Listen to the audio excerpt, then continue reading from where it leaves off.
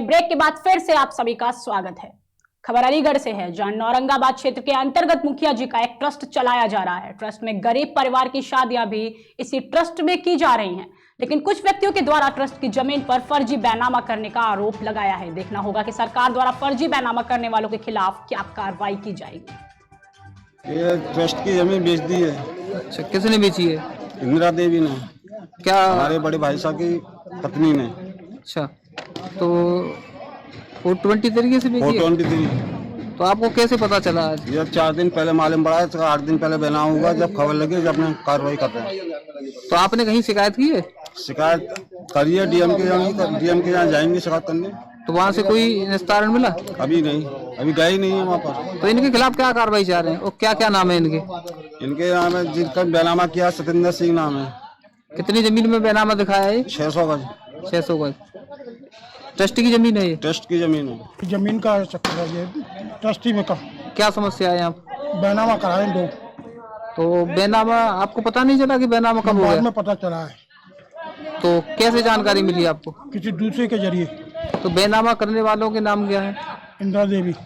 अच्छा, शासन से आप क्या कार्रवाई चाह रहे हैं? कार्रवाई चाहता है, नेक्स्ट को करा जाए। क्या ये ट्रस्टी की जमीन है? जी हाँ। क्या नाम है ट्रस्टी का? मुखिया ट्रस्ट। मुखिया ट्रस्ट। तो शादी समारोह भी हुए उसमें कभी? जी हाँ।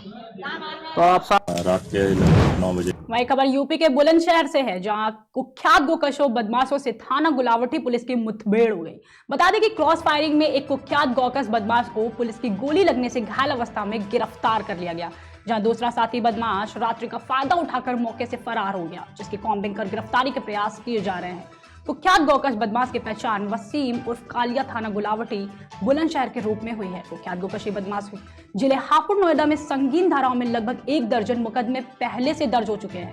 पुलिस ने कुख्यात गोकश के पास से एक तमंचा, 315 बोर, 2 जिंदा व 1 खोखा कारतूस व गोकशी के उपकरण बरामद किए हैं। रात के लगभग 9 बजे के समय पुलिस टीम गुलावटी गश्त पर थी। मुखबिर द्वारा सूचना दी गई कि कुछ लोग अकबरपुर के पास आम के बाग में गोकशी का प्रयास कर रहे हैं। सूचना पे पुलिस टीम गुलावटी द्वारा कार्रवाई करी गई, जिसमें मौके पर एक गोकश पुलिस मुठभेड़ में आत्मरक्षा में घायल हुआ। एक अंधेरे का फ़ायदा उठा के, जिसका नाम अरमान पीर खां का रहने वाला है, मौके से फरार हो गया। घायल गोकश का नाम है वसीम उर्फ कालिया। ये भी पीर खां गुलावटी का रहने वाला है।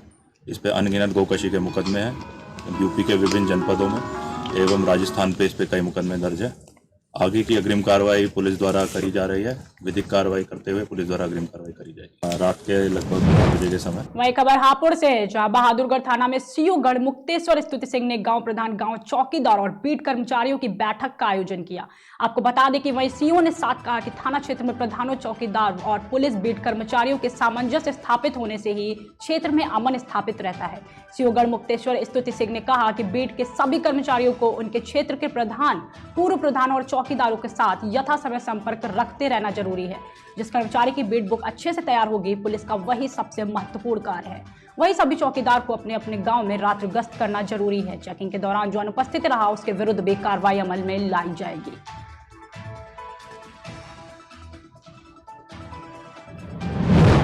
वहीं अगली खबर मुजफ्फरपुर से है, जहां मामला जिले के मुसहरी थाने के डुमरी गांव का है। बता दें कि दीपक साहनी, राजेश सहनी एवं कृष्णा देवी द्वारा मुजफ्फरपुर के दादर मोहल्ले का नाबालिग लड़का और मुजफ्फरपुर के चंदवारा की नाबालिग लड़की को लेकर उनके आवास पर विगत 1 हफ्तों से अवैध रूप से रह रहा था।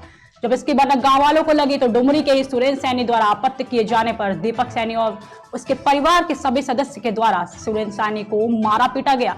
जब इस बात की जानकारी मुसहरी थाने को प्राप्त हुई तो त्वरित कार्रवाई करते हुए थानाध्यक्ष नरेंद्र कुमार के द्वारा सब इंस्पेक्टर चांदनी कुमारी सांवरिया ने दीपक सैनी, राजेश सहनी एवं कृष्णा देवी के घर से दोनों नाबालिग लड़का लड़की को अपनी अभिरक्षा में लेकर आगे की कार्रवाई जारी रखी है। बताया जा रहा है कि उक्त लड़की मुजफ्फरपुर के चंदवारा की तथा लड़का अहियापुर थाने के अंतर्गत दादर का रहने वाला है। क्या मामला के लिए आए? हमको तो नहीं आती है। अरे पुलिस किस लिए आई थी आपके यहाँ? अब पुलिस ने जानेगा, बताएगा तब ना हम जहाँ। लड़की को आप रखे थे? हाँ रखे, तो लड़की आया था तो हम रखे थे। कहाँ की लड़की थी? लड़का था हमारे। कहाँ के लड़का? दादर का। अच्छा, लड़की कहाँ की थी? लड़की नहीं क्या हम बताए। आपने क्यों रखा था? अब वो लड़का रखा था तो हम रखे थे। आप कैसे रख लिए? लड़का कौन है आपका? वो लड़का रिश्तेदार है, कैसा रिश्तेदार है? कैसा रिश्तेदार है? भाई को भाई लगता है, अच्छा। तो भाई ना होगा। तो आप रख लिए, 10 दिन से अच्छी हुई थी, क्या मामला था इसमें? कुछ आपका स्वार्थ कुछ ऐसा छिपा था? हमको क्या छुपा रहेगा? नाबालिग था क्या दोनों? अब मैं आपसे बात कर रहा हूँ, मैडम बताइए क्या मामला है? हमको क्या मामला रहेगा? तो वो दोनों नाबालिग था क्या? हाँ, दोनों शादी किया है। कहाँ शादी किया है?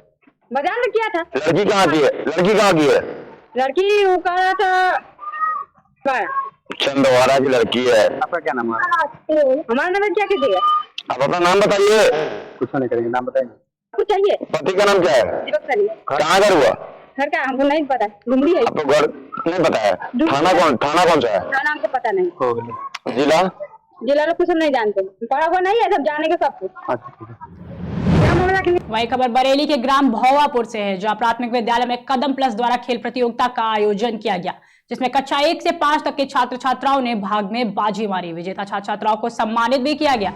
प्रतियोगिता का शुभारंभ मां सरस्वती प्रतिमा पर दीप प्रज्वलित करके किया गया है। कार्यक्रम में कुर्सी दौड़, जंपिंग तथा सिर पर ग्लास रखकर खेल को आयोजित किया गया। वही खबर झांसी से है, जहां स्वर्गीय किशोरी शरदांगी दादाजी की पुण्य स्मृति में रायसैनिया बाबा मंदिर पहाड़ी बुजुर्ग गांव में विशाल श्रीमद् भागवत कथा का आयोजन कराया गया।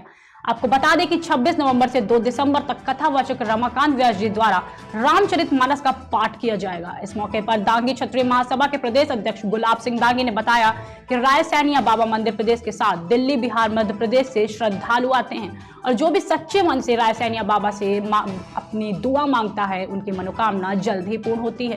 प्रथम दिन सैकड़ों की संख्या में श्रद्धालुओं ने कथा में पहुंचकर पुण्य लाभ कमाया। पिताजी की याद में जो है हर साल हम लोगों ने एक निश्चय किया है कि हर साल उनकी याद में एक बड़ा आयोजन, कथा, रामचरितमानस सम्मेलन, राम कथा, इस तरीके के आयोजन भी, और साथ ही जो कमज़ोर वर्ग के लोग हैं उनकी मदद करना, लोगों के सुख दुख में हम लोग शामिल हों, ऐसा हमारे पिताजी का जो है हमको निरंतर कहना रहा है। हम लोगों के जीवन में तरक्की के लिए इन सब धर्मों के साथ हम लोग जुड़े रहें और संत सेवा का भी हम लोग साथ रहे, जिससे हमारे परिवार पे हमेशा अच्छाई के रास्ते पे जाने का काम करे।